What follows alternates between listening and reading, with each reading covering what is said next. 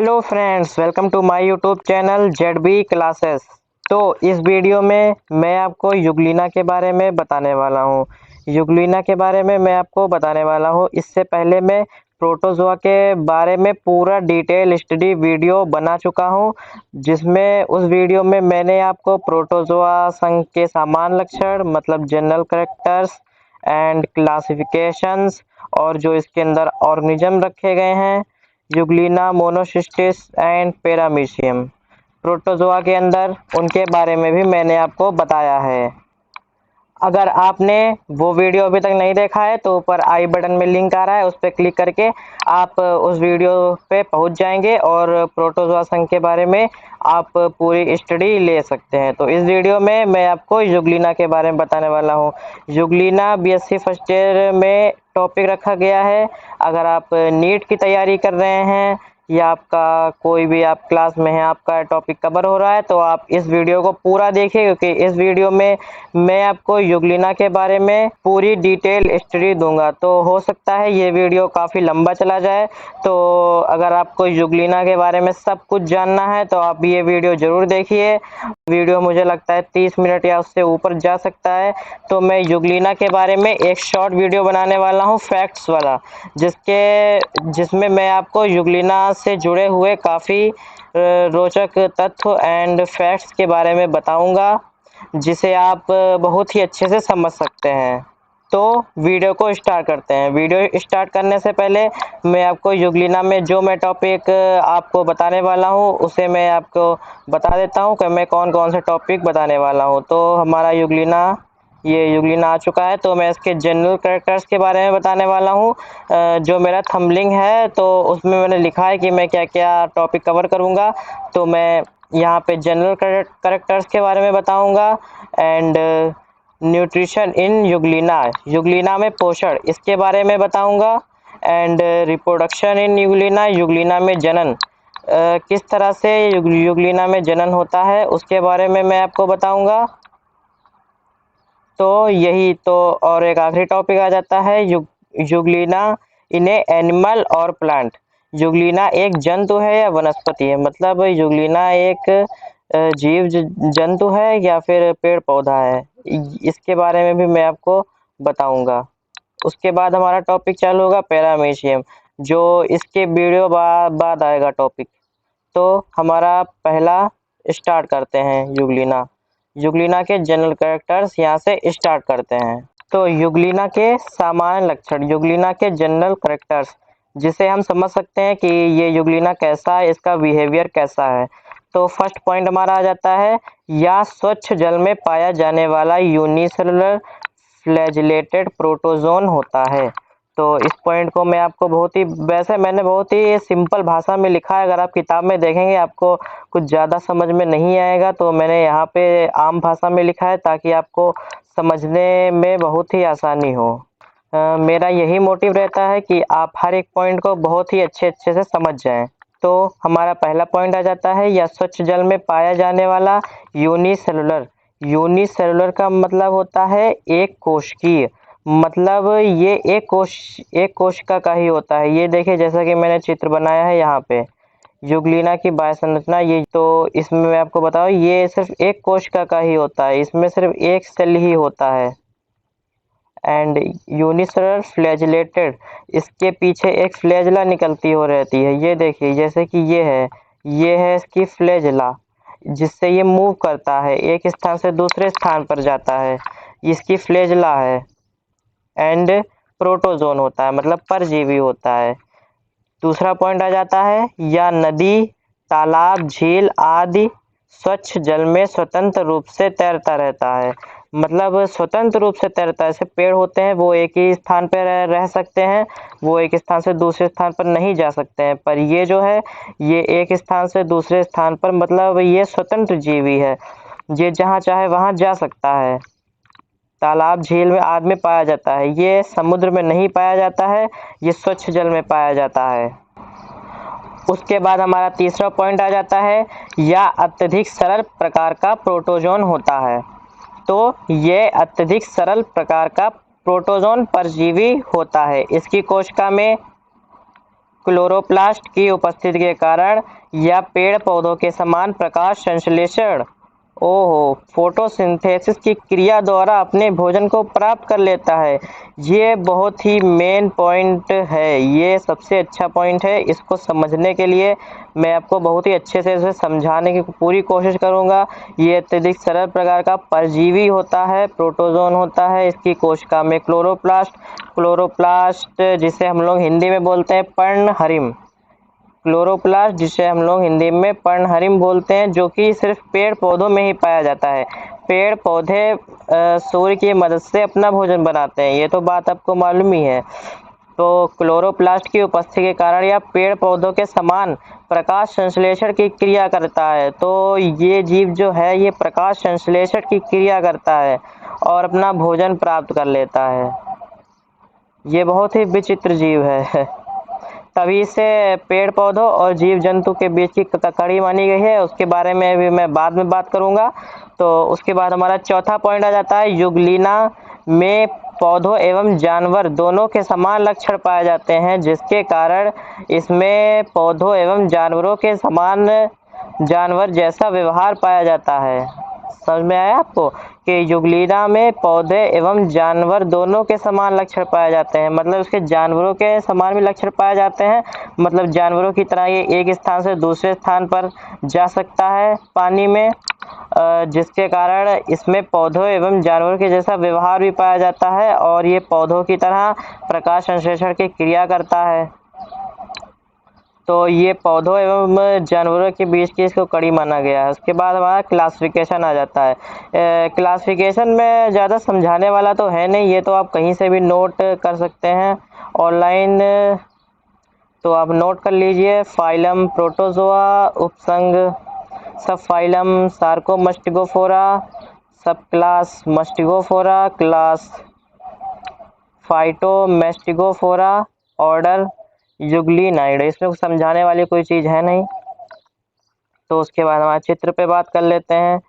तो जैसा कि ये है चित्र, ये जो है ये मैंने ड्रॉ किया है खुद से युग्लिना का, और जो इसकी रियल फोटो है जो माइक्रोस्कोप से देखी जाती है तो वो आपकी स्क्रीन के सामने है। ये देखिए जैसा ये स्क्रीन पे है वैसा ही मैंने भी इसको बिल्कुल सेम टू सेम वैसा ही बनाने की पूरी कोशिश की है। तो इस प्रकार का होता है युग्लिना रियल में। इसे हम लोग अपनी आंखों से नहीं देख सकते हैं, इसको देखने के लिए हमें सूक्ष्मदर्शी माइक्रोस्कोप का प्रयोग करना पड़ता है। ठीक, उसके बाद हमारा पॉइंट आ जाता है न्यूट्रिशन इन युग्लिना, युग्लिना में पोषण। इसके बारे में भी थोड़ी बात कर लेते हैं। युग्लिना में पोषण, युग्लिना में सामान्यतः दो प्रकार का पोषण पाया जाता है, जिन्हें पादप संपोषी होलोफिटिक तथा मर्तोपोषी सैप्रोफिटिक कहते हैं। सामान्यतः युग्लिना की कोशिका में संपोषी पोषण नहीं होता है। संपोषी मतलब होलोफिटिक पोषण नहीं पाया जाता है। बहुत ही कम युग्लिना की स्पीसीज हैं जिनमें होलोफिटिक न्यूट्रिशन पाया जाता है। वैसे ज़्यादातर युग्लिना की कोशिका में सैप्रोफिटिक मतलब मर्तोपोषी पाया जाता है। तो यहाँ पे हम सैप्रोफिटिक एंड होलोफिटिक की बात करते हैं। तो हमारा फर्स्ट आ जाता है होलोफिटिक मतलब समपोषी। युग्लिना में पोषण का मुख्य तरीका समपोषी जिसे स्वपोषी कहते हैं, स्वपोषी के रूप में होता है।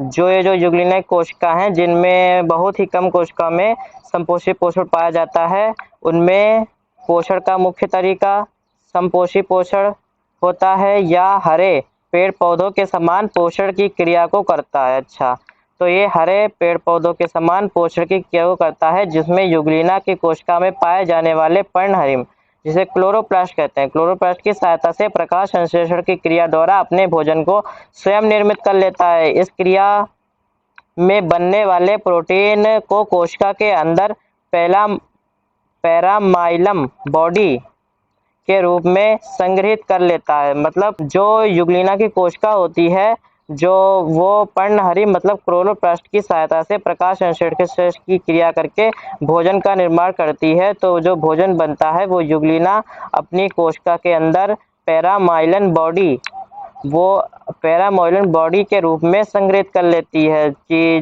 जब धूप ऊप ना हो तो वो जहाँ पे उसने स्टोर किया है वहाँ से वो अपने भोजन को प्राप्त कर ले। तो वो जैसे कि ऊँट होता है, ऊँट वो पानी पीता है और वो उसके अंदर थैलस नामक एक होता है, उसमें पानी वो स्टोर कर लेता है। वैसे ही ये भी जो वे सूर्य से प्रकाश संश्लेषण से किया करके भोजन बनाती है युगलीना, तो वो ऐसे ही अपने शरीर के अंदर पैरामाइलन बॉडी के रूप में संग्रहित कर लेती है, मतलब स्टोर कर लेती है। तो उसके बाद दूसरा जो आ जाता है हमारा मर्तोपोषी, जिसे हम लोग सैप्रोफिटिक बोलते हैं। सैप्रोफिटिक लंबे समय तक प्रकाश की अनुपस्थिति में, तो लंबे समय तक प्रकाश ना होने पर अनुपस्थिति में युगलीना जल में घुलित व क्षय हुए कार्बनिक पदार्थों को अपना भोजन बनाता है। अब सब लोग पूछेंगे कि ये कार्बनिक पदार्थ क्या होते हैं जल में? कार्बनिक पदार्थ मतलब कि पेड़ पौधे हैं जो उनकी पत्ती जो होती हैं जो टूट जाती हैं, बहुत ही सूख जाती हैं और मर जाती हैं, और ऐसे छोटे छोटे माइक्रोब्स, छोटे छोटे जीव जंतु जो मर जाते हैं वो जल में घुलित हो जाते हैं। ये क्या लिखा है? घुलित, घुलित एवं क्षय हो जाते हैं, घुलित हो जाते हैं, क्षय हो जाते हैं। कार्बनिक पदार्थों को अपना भोजन बना लेता है। ये पदार्थ शरीर की सतह द्वारा अवशोषित कर लिए जाते हैं। तो ये जो युगलीना होता है इन पदार्थों को अपने शरीर की सतह से ही अवशोषित कर लेता है। समझ में आया आपको? अगर न्यूट्रिशन इन युगलीना में अगर आपको कोई डाउट हो तो कमेंट में मुझे ज़रूर बताइए, मैं इस डाउट को पूरा समझाने में मदद करूंगा। तो यहीं पे हमारा न्यूट्रिशन इन युगलीना टॉपिक खत्म होता है। इसके बाद हमारा आ जाता है रिप्रोडक्शन इन युगलीना। ये टॉपिक थोड़ा बड़ा है तो इसे मैं आपको बहुत ही अच्छे से समझाने की पूरी कोशिश करूंगा और जल्द से जल्द इसे पूरा समझाऊंगा। तो रिप्रोडक्शन इन युगलीना, युगलीना में जनन किस प्रकार से होता है? युगलीना के अधिकांश प्रजातियों में सामान्यतः लैंगिक जनन, जिसे सेक्सुअल रिप्रोडक्शन कहते हैं, नहीं होता। युगलीना की अधिकांश प्रजातियों में सामान्यतः लैंगिक जनन नहीं होता है, जिसे सेक्सुअल रिप्रोडक्शन कहते हैं, नहीं होता है। इसमें अलैंगिक जनन, जिसे एसेक्सुअल रिप्रोडक्शन कहते हैं, पाया जाता है। अच्छा, तो इसमें लैंगिक जनन नहीं पाया जाता है, इसमें अलैंगिक जनन पाया जाता है। अतः सामान्यतः युगलीना में द्विविभाजन, बाइनरी फिशन तथा बहुविभाजन, मल्टीपल फिशन की विधि होती है। प्रतिकूल परिस्थितियों में इसमें पूर्णविभाजन भी पाया जाता है, जिसे हम एनसिस्टमेंट कहते हैं, भी पाया जाता है। तो अच्छा, तो ये जो युगलीना की कोशिका होती है इसमें लैंगिक जनन नहीं होता है, इसमें अलैंगिक जनन पाया जाता है। और ये द्विविभाजन मतलब 20 से विभाजित होकर, बाइनरी फिशन तथा बहुविभाजन मतलब अनेक बार विभाजन होकर विधि द्वारा ये एसेक्सुअल रिप्रोडक्शन करती है। प्रतिकूल परिस्थितियों में मतलब जब इसमें परिस्थितियां इसके अनुकूल में नहीं होती हैं तो ये पूर्ण भवन की सहायता से, मतलब इन सिस्टमेंट की सहायता से रिप्रोडक्शन की क्रिया को करता है। तो मैंने यहाँ पे हिंदी इंग्लिश दोनों को लिख रखा है जिसे आप आसानी से समझ सकें। तो इस पीडीएफ में ही है सब। तो ये पीडीएफ 100 पेजेस की है, इसके बारे में मैंने आपको बताया था। अगर आपको ये पीडीएफ खरीदनी है तो डिस्क्रिप्शन में लिंक है। इसकी कॉस्ट सिर्फ अभी 50 ही रुपये चल रही है, तो आप जल्द से जल्द इस पीडीएफ को खरीद लीजिए। तो हमारे युगलीना के रिप्रोडक्शन की बात करते हैं। तो जैसा कि इसमें बताया गया है कि एसेक्सुअल में बाइनरी फिशन पाया जाता है। तो बाइनरी फिशन जिसे द्विविभाजन कहते हैं, इसको समझ लेते हैं। युगलीना की कोशिका जल, तापमान और भोजन की अनुकूल परिस्थितियों में द्विविभाजन की प्रक्रिया द्वारा जनन करती है। अच्छा, तो युगलीना की कोशिका जल, तापमान और भोजन की अनुकूल जब मतलब भोजन होता है, तापमान सही होता है और जल होता है, स्वच्छ जल होता है, परिस्थितियों में द्विविभाजन की प्रक्रिया करती है। तो समझ लेते हैं इस प्रक्रिया में होता क्या है। तो इस प्रक्रिया में युगलीना की प्रत्येक कोशिका अनुदैर्ध्य विभाजन द्वारा, जिसे लॉन्गिट्यूड डिवीजन कहते हैं, द्वारा विभाजित होकर दो पुत्री युगलीना का निर्माण कर देती है। अच्छा, अतः यह प्रक्रिया युगलीना की अनुदैर्ध्य द्विविभाजन कहलाती है। अच्छा, तो अनुदैर्ध्य विभाजन क्या होता है मैं आपको बताता हूँ। जैसे कि ये है युगलीना, ठीक। तो ये बाइनरी फिशन कैसे करेगी, तो ये 20 से विभाजित हो जाती है। जैसे 20 से विभाजित हो जाती है और एक इधर चली जाती है, एक इधर चली जाती है, एक इधर चली जाती है और एक इधर चली जाती है। इससे 2 पुत्री युगलिना कोशिका का निर्माण होता है। तो 1 से 2 बन जाती हैं बिना किसी दूसरी युगलिना कोशिका के। ये द्विविभाजन प्रक्रिया कहलाती है। तो इसे इंग्लिश में हम लोग कहते हैं लॉन्गिट्यूडनल डिवीजन। द्वारा विभाजित होकर 2 पुत्री युगलिना का निर्माण कर देती है, अतः यह प्रक्रिया युगलिना की अनुदैर्ध्य विभाजन कहलाती है। द्विविभाजन के समय युगलिना की प्रत्येक कोशिका आकार में बड़ी हो जाती है, अतः इसका केंद्रक 2 भागों में बढ़ जाता है। अच्छा, तो जो इसके अंदर केंद्रक होता है, जैसे कि जिसे न्यूक्लियस कहते हैं, ये है न्यूक्लियस। जैसे कि आप देख रहे हैं, ये है न्यूक्लियस। ये देखिए कि ये है न्यूक्लियस। ये देखिए मैंने लिखा है, ये न्यूक्लियस होता है। ये जो न्यूक्लियस होता है, ये आधा इधर चला जाता है, आधा उधर चला जाता है। तो एक युगलिना से 2 युगलिना का निर्माण हो जाता है। द्वारा विभाजित होकर 2 पुत्री युगलिना का निर्माण कर देती है, अतः यह प्रक्रिया युगलिना की अनुदैर्ध्य द्विविभाजन कहलाती है। ये तो बता चुके हैं। द्विविभाजन के समय युगलिना की प्रत्येक कोशिका आकार में बड़ी हो जाती है तथा इसका केंद्रक 2 भाग में बढ़ जाता है। तो अभी मैंने बताया इसका केंद्रक 2 आधा इधर आधा उधर चला जाता है।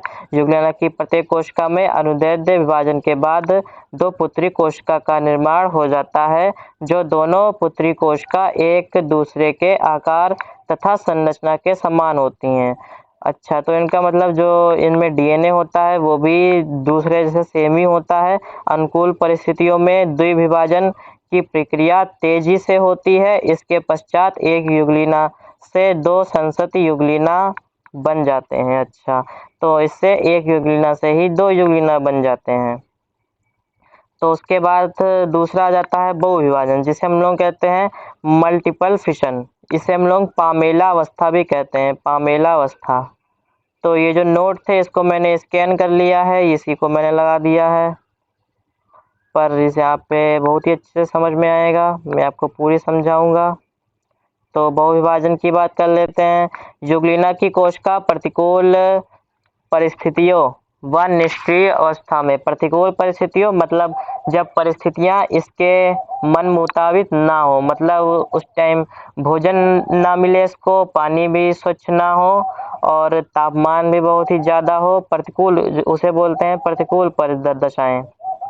वह निष्क्रिय अवस्था में बहुविभाजन की प्रक्रिया द्वारा जनन करती है। अच्छा, तो ये युगलिना जब परिस्थितियां इसके अनुकूल में नहीं होती हैं तो ये बहुविभाजन की प्रक्रिया द्वारा जनन करती है। तो इस प्रक्रिया में क्या होता है ये मैं आपको बताऊंगा। इस प्रक्रिया में युगलिना की कोशिका का लोकोमोशन खत्म हो जाता है, मतलब ये एक स्थान से दूसरे स्थान पर नहीं जाता है, तो लोकोमोशन खत्म हो जाता है तथा इसका कशाभ, जिसे फ्लैजिला कहते हैं, जो उसके पीछे जो निकला होता है ना फ्लैजिला, वही तो फ्लैजिला नष्ट हो जाता है। तो इस प्रक्रिया में इसका फ्लैजिला नष्ट हो जाता है, यह कोशिका निष्क्रिय होकर गोलाकार हो जाती है। अच्छा, तो ये गोलाकार हो जाती है। तो मैं एक वीडियो यहाँ पे लगा रहा हूँ, तो आप देख सकते हैं किस प्रकार की हो जाती है। तो जैसा कि आप वीडियो में देख रहे हैं, तो इस प्रकार ये गोलाकार हो जाती है तथा इसके चारों ओर श्लेष्मीय पदार्थ मुसिलेज लेयर शिस्ट बना लेती है। तो इसके चारों ओर श्लेष्मीय पदार्थ का शिस्ट बना लेती है, जो श्लेष्मीय शरीर द्वारा स्रावित होती है। तो इसके शरीर से एक म्यूसिलेज की लेयर निकलती है, जो इसको चारों तरफ से घेर लेती है। युगलिना की निष्क्रिय इनएक्टिव कोशिका में लगातार अनुदैर्ध्य विभाजन, जिसे लॉन्गिट्यूड डिवीजन कहते हैं, जो 20 से होता है, द्वारा यह 16 से 32 संसत युगलिना बना देती है, जो श्लेष्मी पदार्थ होता है जो इसको चारों से घेर लेता है चारों तरफ से।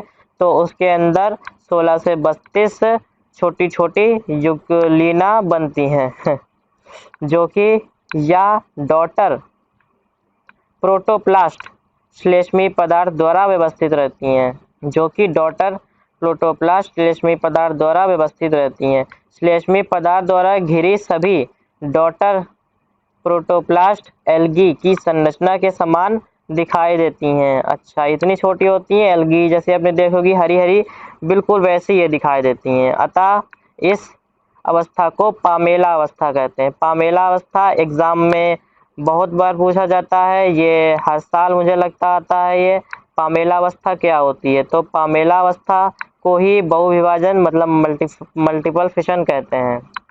इसी को पामेला अवस्था कहते हैं हम लोग, तो इसी को पामेला अवस्था कहते हैं। तो ये तो हो गए बहु multiple fission and binary fission. एक हमारा दूसरा था पूटी भवन, तो इसको भी मैं थोड़ा आपको बताऊंगा कि ये पूटी भवन क्या होता है। ये भी एक रिप्रोडक्शन की क्रिया है, युग्लिना की एसेक्सुअल रिप्रोडक्शन की क्रिया है। तो पूटी भवन जिसे एनसिस्टमेंट कहते हैं, एनसिस्टमेंट ऑफ युग्लिना। तो युग्लिना की कोशिका अत्यधिक प्रतिकूल दशाओं में सुरक्षित रहने के लिए पूटी भवन कर लेती है। मतलब ये प्रतिकूल परिस्थितियों में ये मल्टीपल फिशन भी कर लेती है, प्रतिकूल परिस्थितियों में मल्टीपल फिशन भी करती है एंड पूटी भवन भी करती है। इसको दो प्रकार से और वैज्ञानिकों द्वारा ऑब्जर्व किया गया है। तो युग्लिना की कोशिका अत्यधिक प्रतिकूल परिस्थितियों में, अत्यधिक मतलब बहुत ही ज्यादा प्रतिकूल, जब पानी बिल्कुल ही ना हो, भोजन भी बिल्कुल ही ना हो, इसे कहीं से भी भोजन ना प्राप्त हो रहा हो, ना पानी प्राप्त हो रहा हो, सूर्य की किरणें भी वहां पे बिल्कुल भी ना हो, तो ये पूटी भवन के सहारे से रिप्रोडक्शन करती है। तो दशाओं में सुरक्षित रहने के लिए पूटी भवन कर लेती है। इस तो पूटी भवन में होता क्या है, तो ये मैं आपको बताऊं। तो यह अवस्था भोजन एवं ऑक्सीजन आपूर्ति की कमी, अत्यधिक तापमान के बढ़ने से तथा अत्यधिक सूखा होने आदि की प्रतिकूल अवस्था से अपने आप को सुरक्षित रखने की विधि होती है। इस अवस्था में युग्लिना की प्रत्येक कोशिका के चारों ओर एक पतली शिस्ट लाल या गहरे पीले भूरे रंग की बन जाती है। युग्लिना के चारों ओर शिस्ट के बनने की क्रिया को पूटी भवन कहते हैं। युग्लिना की अनेक प्रजातियों में पूटी भवन के प्रक्रिया से बनने वाली शिस्ट 2 से 4 परत की होती है। अच्छा, तो ये 2 से 4 परत की होती है ताकि इसको कोई नुकसान ना हो सके। तो 4 परत की होती है जिसके अंदर युग्लिना व्यवस्थित रहता है। पूटी भवन के बाद यह युग्लिना वायुमंडल की अनेक प्रकार की स्थिति से सुरक्षित रहता है तथा अनुकूल परिस्थिति होने पर युग्लिना पुनः सक्रिय हो जाते हैं तथा शिस्ट से खुलने के बाद युग्लिना स्वतंत्र रूप से जल में तैरने लगते हैं। अच्छा, जब ये जल आ जाता है तो जो ये शिस्ट होती है ये टूट जाती है और जो इसके अंदर विभाजन करके, जैसे मैंने उसमें बताया था बहुविभाजन में जैसा हुआ था, इसमें भी इन्होंने शिस्ट बना ली थी, पर वो एक परत की थी। इन्हें यहाँ पे पूटी भवन में 4 परत की, 2 से 4 परत की बन रही है शिस्ट और मजबूत बन रही है। जब वायुमंडल की परिस्थिति अनुकूल में आती है तो ये शिस्ट टूट जाती है और जो इसके अंदर युग्लिना होते हैं वो स्वतंत्र रूप से जल में तैरने लगते हैं। तो स्वतंत्र रूप से जल में तैरने लगते हैं। शिस्ट के स्वतंत्र होने से पहले युग्लिना कई बार विभाजित होकर 2 या 2 से अधिक नई युग्लिना कोशिका में परिवर्तित हो जाता है। तो शिस्ट खुलने से पहले ये युग्लिना विभाजित होकर 2 से अधिक बन जाता है। आपको समझ में आया? तो इसके बाद हमारा सबसे आखिरी टॉपिक आ जाता है। 25 मिनट की वीडियो तो हो ही चुकी है, तो हमारा युग्लिना का सबसे आखिरी टॉपिक आ जाता है। युग्लिना जंतु है कि वनस्पति है, इस बारे में भी मैं आपको अभी पूरी बताऊंगा कि क्या होता है। तो युग्लिना इन एनिमल और ए प्लांट, ये भी बहुत नीट में पूछा जाता है एंड बीएससी एमएससी पूछा जरूर जाता है हर जगह। युग्लिना एक जंतु है कि वनस्पति है, तो इसके बारे में मैं आपको बताऊंगा। तो युग्लिना का अध्ययन जंतु और पौधों दोनों की भांति किया जाता है। अरे ये क्या, तो मतलब ये जंतु की पौधा, ये तो यहाँ पे बताया ही नहीं गया। तो युग्लिना का अध्ययन जंतु और पौधों दोनों की भांति किया जाता है। निम्नलिखित कारणों से इसके जंतु होने के अधिक प्रमाण हैं। अच्छा, तो इसके जंतु होने के अधिक प्रमाण हैं क्योंकि प्रकाश संश्लेषण की क्रिया हर युग्लिना में नहीं पाई जाती है, बहुत ही कम युग्लिना में पाई जाती है। हाँ, तो अतः इसे अधिक वैज्ञानिक जंतु मानते हैं, तभी इसे अधिक वैज्ञानिक जंतु ही मानते हैं। तो यहाँ पे पॉइंट दिए गए हैं जिससे हम आसानी से एक्सप्लेन कर सकते हैं कैसा ये जंतु है। तो इसके शरीर की सतह के चारों ओर कोशिका भित्ति का अभाव होता है। तो इसके चारों ओर कोशिका भित्ति का अभाव होता है, जो कि प्लांट में होती है कोशिका भित्ति। ठीक। दूसरा पॉइंट, इसकी कोशिका में सेंट्रियोल पाया जाता है, जो कि जंतु कोशिका का महत्वपूर्ण भाग होता है। अच्छा, तो इसमें सेंट्रियोल पाया जाता है। सेंट्रियोल जंतु कोशिका में पाया जाता है, ये प्लांट में नहीं पाया जाता है सेंट्रियोल। ठीक, सेंट्रियोल पाया जाता है जो कि जंतु कोशिका का महत्वपूर्ण भाग होता है। तीसरा पॉइंट, यूग्लिना की कोशिका जंतुओं के समान एक स्थान से दूसरे स्थान तक लोकोमोशन करती है। तो यूग्लिना की कोशिका जंतु के समान लोकोमोशन करती है, क्योंकि प्लांट तो लोकोमोशन नहीं कर सकते हैं, तो यूग्लिना की कोशिका करती है, इसीलिए ज़्यादातर वैज्ञानिक इसे जंतु ही मानते हैं। उसके बाद चौथा पॉइंट आ जाता है। चौथा पॉइंट है यूग्लिना कोशिका में संग्रहित खाद्य सामग्री, जैसा अभी मैंने आपको ऊपर बताया था कि ये अपने अंदर संग्रहित कर लेता है, जैसे कि ऊँट करता है, बिल्कुल वैसे संग्रहित खाद्य सामग्री पैरामाइलन के रूप में होती है, जो स्टार्च नहीं है। अच्छा, तो ये पैरामाइलन के होती है, इसमें स्टार्च नहीं होता है, इसीलिए जंतु के भांति कार्य करता है। तो उसके बाद हमारा पांचवा पॉइंट आ जाता है, यूग्लिना की कोशिका विभिन्न कारक जैसे रोशनी, तापमान आदि के प्रति यूग्लिना सामान्यता जंतुओं के जैसा व्यवहार को प्रदर्शित करता है। अच्छा, जब ये यूग्लिना रोशनी तापमान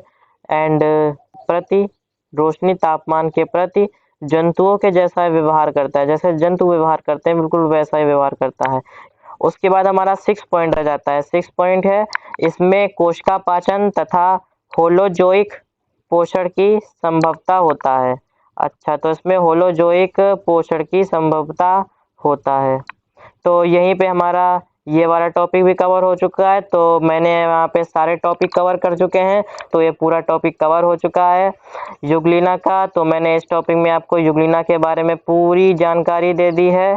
यूग्लिना के बारे में मैंने आपको इस वीडियो में पूरी जानकारी दे दी है। ये चित्र भी मैंने आपको बता दिया है। अगर आपको चित्र बनाना है, आप मेरे PDF खरीद सकते हैं, जो कि डिस्क्रिप्शन में लिंक है। और अगर आप कमेंट बॉक्स में जाएंगे, वहाँ भी मैंने इसका लिंक दे रखा है, वहाँ से आप इसे खरीद सकते हैं।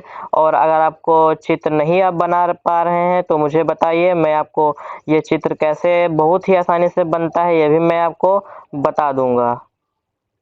और ये वीडियो बहुत ही लंबा हो चुका है। इसके बाद मैं एक बहुत ही छोटा 3 या 4 मिनट का वीडियो बनाऊंगा फैक्ट्स वाला, जिसमें मैं यूग्लिना के बारे में बहुत ही फैक्ट बताऊंगा। बिल्कुल मैं आपको यहाँ पे पढ़ाऊंगा नहीं, ये पूरा बहुत ही फैक्ट बताऊंगा जो आपको बहुत ही अच्छे से समझ जाओगे आप सभी लोग। एंड ये यूग्लिना प्रोटोजोआ संघ में रखा गया है। प्रोटोजोआ संघ के बारे में मैं पूरा वीडियो बना चुका हूँ, और उसका लिंक मैंने अब ऊपर आई बटन में दिया है, वो वीडियो आप ज़रूर देखिए। तो फिलहाल वीडियो में इतना ही। एंड इसके बाद मैं पैरामीशियम के बारे में बताने वाला हूँ। पैरामीशियम ये मेरा इसके बाद वाला टॉपिक रहेगा, और उसके बाद में मोनोसिस्टिस के बारे में बताऊंगा। तो उसके बाद में पैरामीशियम के बारे में बताने वाला हूँ। तो पैरामीशियम मैं आपको खोल के दिखा दूँ, ये देखिए ये है पैरामीशियम। तो ये मेरा अगला टॉपिक रहेगा, इसके बारे में भी मैं आपको पूरी जानकारी दूंगा। तो फिलहाल वीडियो में इतना ही। अगर आपको ये वीडियो अच्छा लगा हो तो इस वीडियो को लाइक कीजिए, मेरे चैनल को सब्सक्राइब कीजिए। अगर आपको कोई भी डाउट हो, अगर आपको कुछ भी पूछना हो तो मुझे कमेंट में ज़रूर पूछिए। अगर आपका दोस्त कोई यूग्लिना के बारे में कुछ जानना हो तो उसको मेरी वीडियो प्लीज़ शेयर कीजिए। फिलहाल वीडियो में इतना ही। थैंक यू, धन्यवाद।